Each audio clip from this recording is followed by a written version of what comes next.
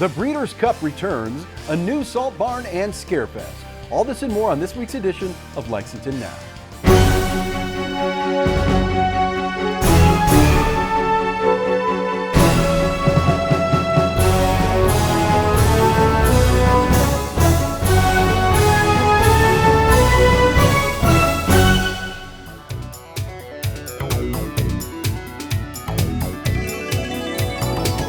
I'm Neil Noah, and this is Lexington Now for the week of September 9th, 2019. One of horse racing's premier events is returning to Lexington. Our cameras were on hand for the announcement from the historic courthouse downtown.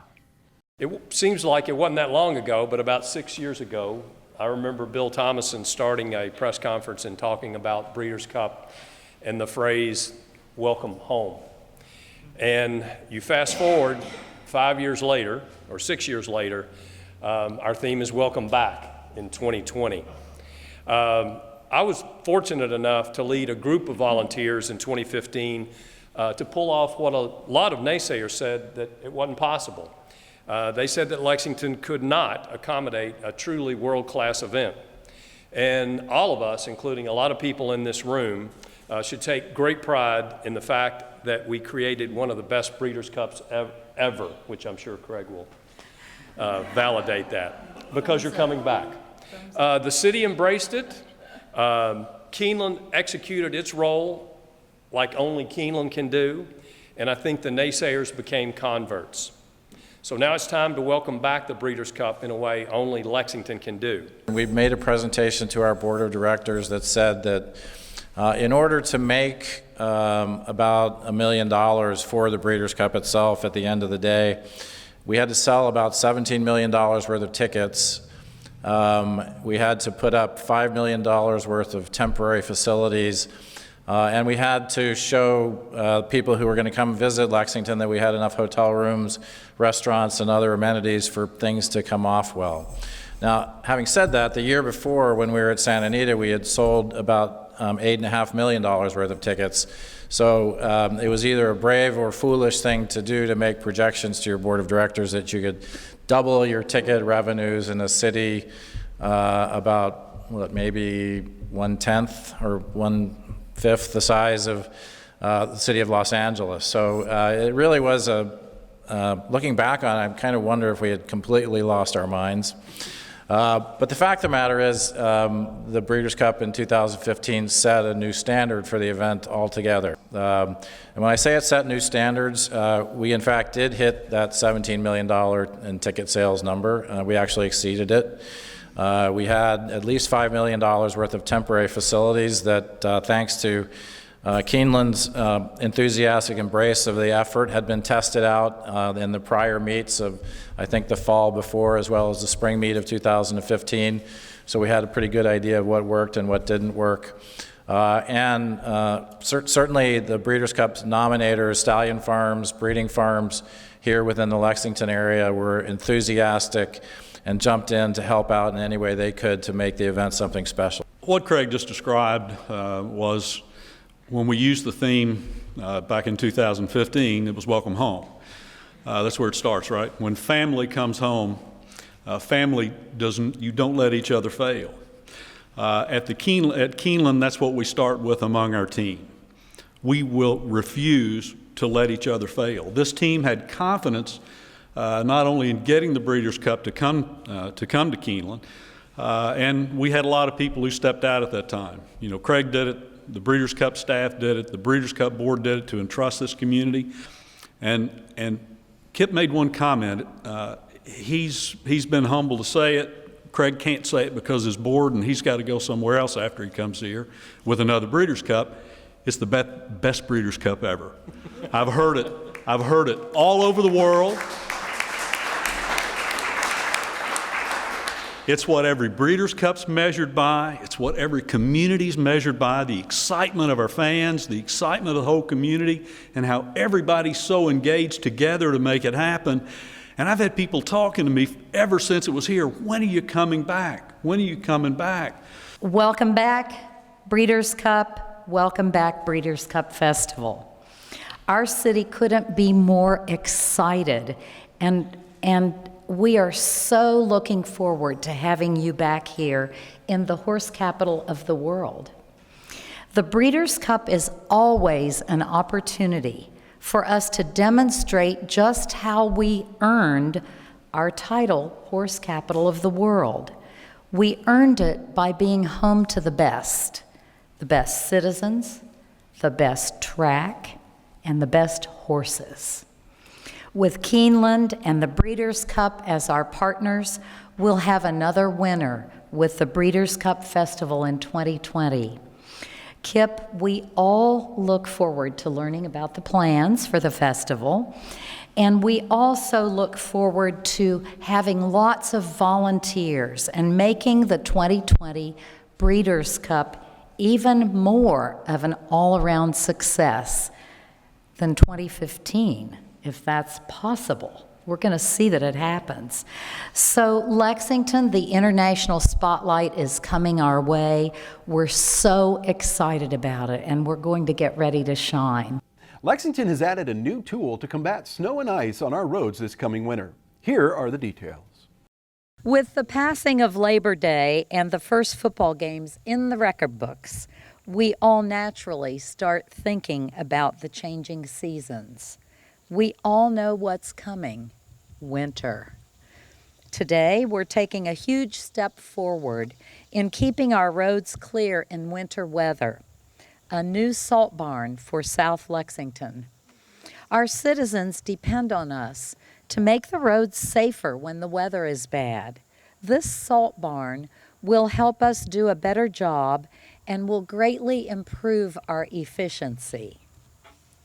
Councilmember Richard Maloney has been a leading advocate for this facility. So I'd like to welcome Councilmember Maloney to the podium. In the 25 years since we built our first salt barn for the city, has been a dramatic growth.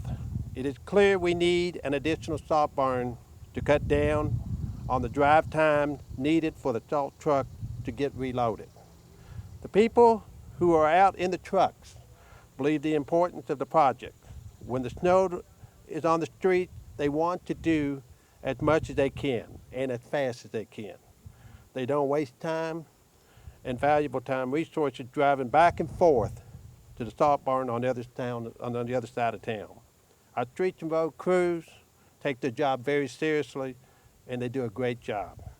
By building this salt barn, we're giving them a tool they need to take to the next level and to do even a better job. As Councilmember Maloney mentioned, this is going to make a tremendous impact upon our response time and create a significant fuel and time savings for our snow plan.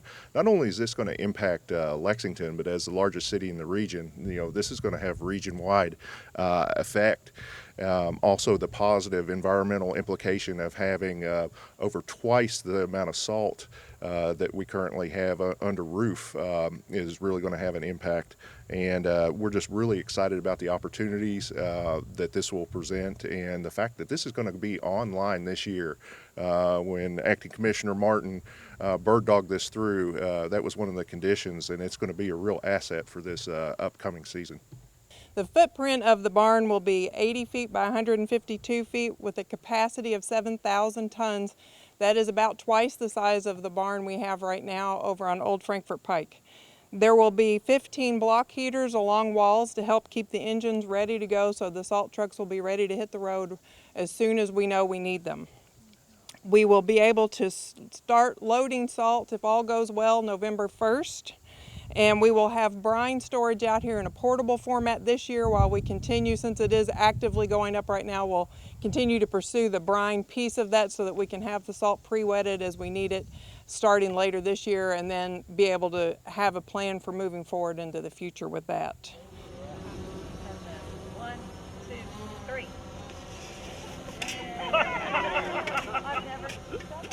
Scarefest is back after the break.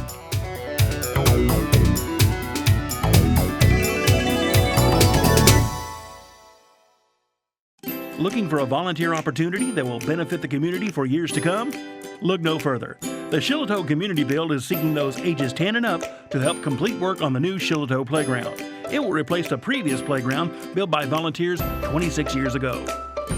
A variety of talent and experience is needed, from first aid volunteers to people with skilled trade backgrounds, as well as those with food service experience and anyone who possesses organizational and leadership abilities.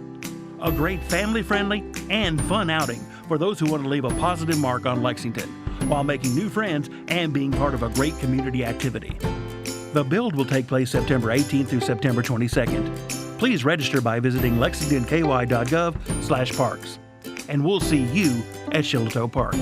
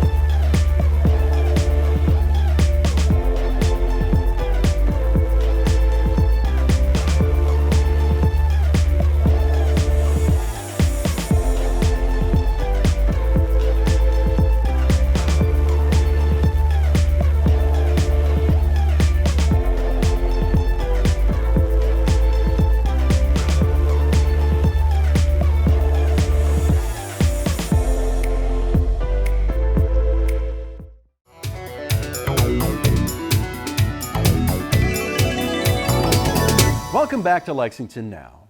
The 12th annual Scarefest is this weekend. We've got some highlights from previous years to whet your appetite. Scarefest main office is located at the Plannery downtown. It's on West 6th Street, and the Plannery is basically a shared office space. It's not for profits, a lot of different organizations that benefit the community. We feel like Scarefest has found a good home here because we do a lot of that ourselves. We work with a lot of nonprofits, mostly local, but some regional.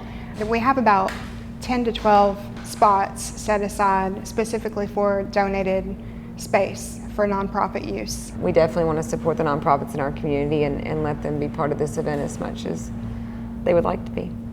If you've never been to Scarefest, the best way to think about it is a Comic-Con that's geared towards all things scary and paranormal and Halloween related. There's something for everybody there, and you just expect to be entertained. It's so much more than horror. So it's a party, it's for kids, it's for everybody.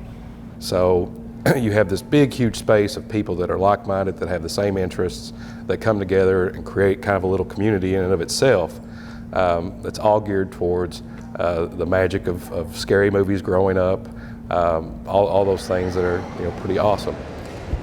That was good. Thank you, Rob. All right, is this your first time in Lexington? First time in Lexington, yeah. What do you like the most about it so far? People are real nice. I love the accent. I can't do it too well, but I love the accent. Could you try? Can I try? I'm trying right now, man. What you say? We are the Ghost Brothers. I'm Jawan Mass. What's up? I'm DJ Dalen. I'm Marcus Harvey. So you guys have been here before. What do you like most about Lexington? Lexington? Can I go first? Is it the bourbon? The bourbon. Yeah. The bourbon. What about the babes? The babes, the bourbon, and the moonshine. The beer. It's the beer. What are you guys the most afraid of? The babes, the bourbon, and the beer. The biggest reason that we are in downtown Lexington is because the Lexington Convention Center is the largest and most technologically advanced venue to hold something as large as the Scarefest. The other reason is because we absolutely love downtown Lexington. We try to work with as many local independent businesses that are situated downtown as possible. If the Lexington Center were located anywhere else, it would be a hard decision because we absolutely love to work with everybody downtown. Thank you. Is this your first time at Scarefest? What do you like the most about Scarefest so far?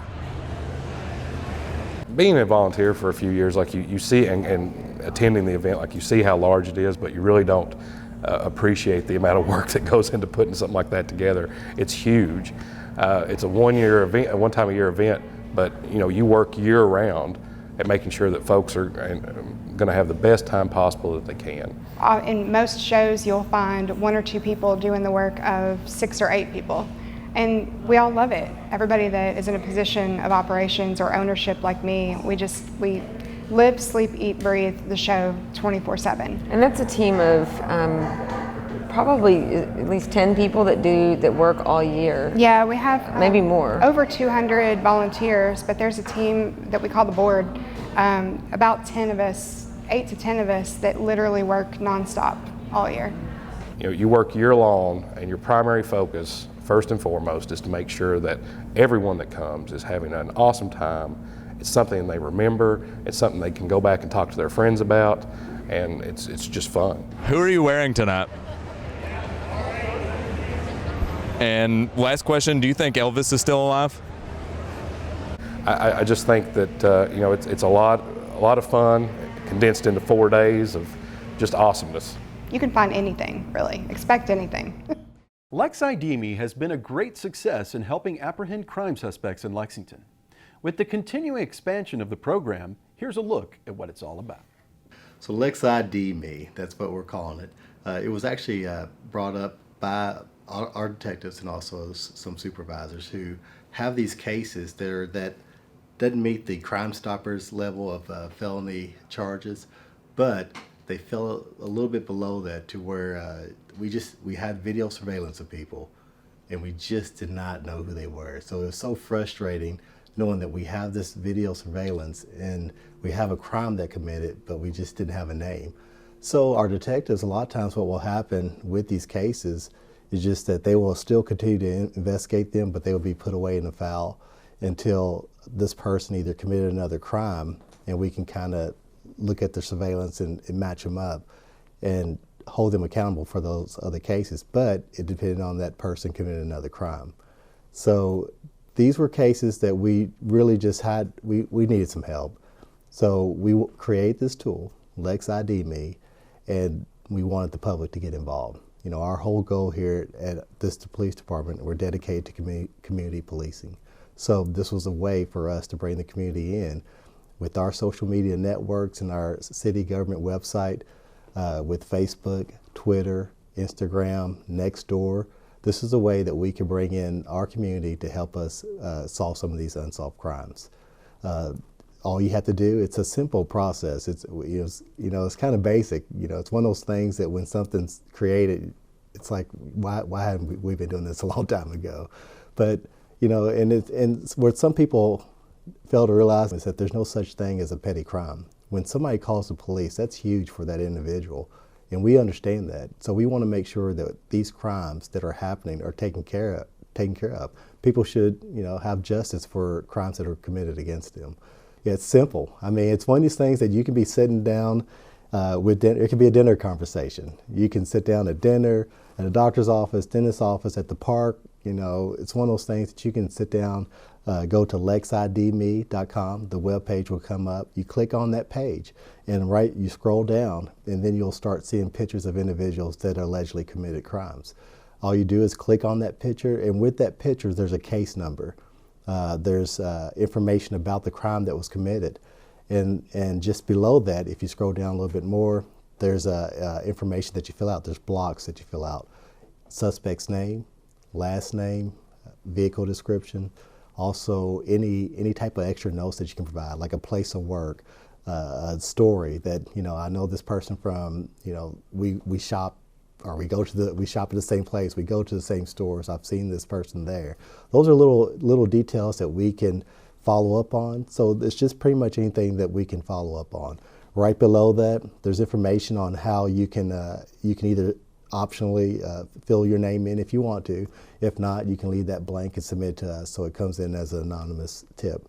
When you actually submit that call, there's a step that happens. It goes directly to the actual detective, and that detective is tied to that case number. So that's why you see the case number at the very top. So it also goes to the supervisor. So that supervisor can look up who's actually handling the case, and he can make sure that case is being followed up. But it also goes to our office, the Public Information Office, so that way we can track that these are actually being followed up, and we can actually take them out once they're actually solved. So there is a process that happens. Once it happens, then these detectives, they go out, they follow up on the tip, and they try to find who this individual is. Right now, we did have one case. It's been out less than a week. We have one case that's actually is pending. So we were able to, we built enough probable cause from a tip to be able to place charges on the individual. So we know it's working. And this morning, I've received 6 tips on my email account saying that with information that may provide us to someone else. So it's working. Our community is enjoying it. We love it. Our detectives are upstairs celebrating now, and they're getting some movement on some cases, and I guess that gets the supervisors off their back a little bit. So now they're happy about that too. So we're happy that we can get the community involved in this. Our department's happy that we can actually bring some justice to some of these crimes that are happening. We've got several meetings on the Lex TV schedule this week to tell you about. Chris Edwards joins us with the details. Thanks, Neil. After a week off of meeting coverage due to the Labor Day holiday, we hit the ground running in the second week of September with lots of government meetings which will be televised and web streamed live here on Lex TV. First on Monday is the 1:30 p.m. Board of Adjustment meeting. For this Tuesday, September 10th, the Council Committee meeting will be the General Government and Social Services Committee.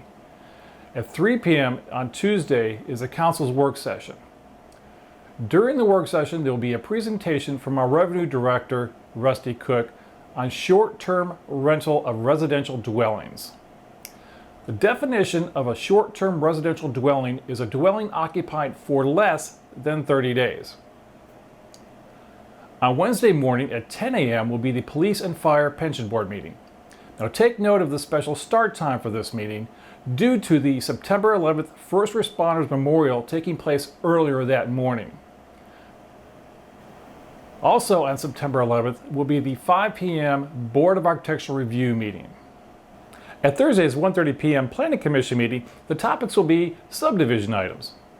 Finishing up the week on Lex TV, we will bring you the 6 p.m. council meeting on Thursday evening. At the beginning of this meeting, there will be a recognition of Alzheimer's Awareness Month. Also presented to the council will be a resolution declaring the coneflower as the official flower of Lexington. This will be presented by the organization American Bloom. That's all for this week's meeting coverage. Remember, you can see these meetings live on Lex TV and web streamed on the city's website at lexingtonky.gov/Lex TV. From there, just click the live stream button. Neil, back to you in the studio. That'll do it for this week, and as always, you can keep up with us on social media, check out the latest traffic updates on Twitter at LexRex, or catch our live traffic cams on lexingtonky.gov. For the staff and producers at Lex TV, I'm Neil Noah, and that's it for now.